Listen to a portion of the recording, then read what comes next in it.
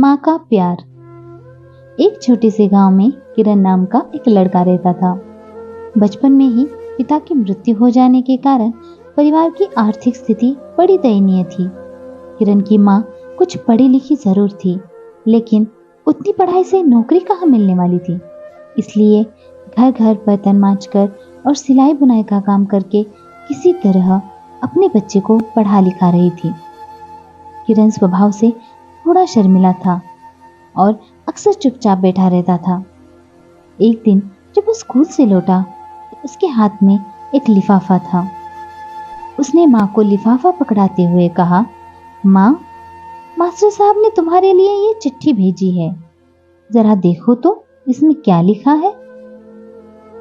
माँ ने मन ही मन चिट्ठी पढ़ी और मुस्कुराकर बोली, बेटा, इसमें लिखा है कि आपका बेटा काफी होशियार है।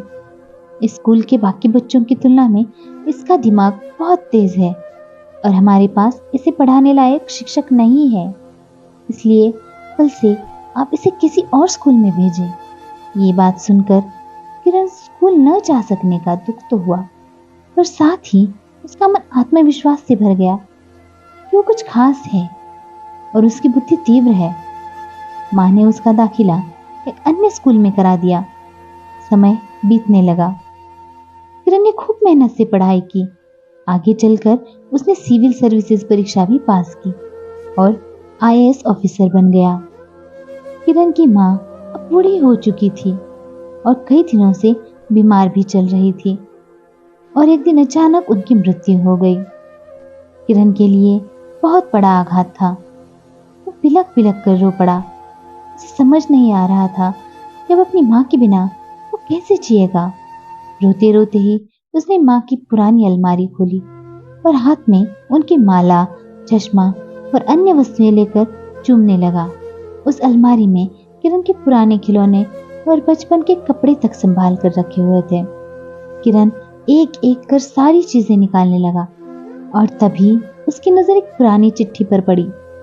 दरअसल ये वही चिट्ठी थी जो मास्टर साहब ने उसे 18 साल पहले दी थी।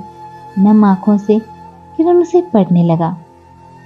आदरणीय अभिभावक, आपको बताते हुए हमें अफसोस हो रहा है कि आपका बेटा किरण पढ़ाई में बेहद कमजोर है और खेल कूद में भी भाग नहीं लेता है।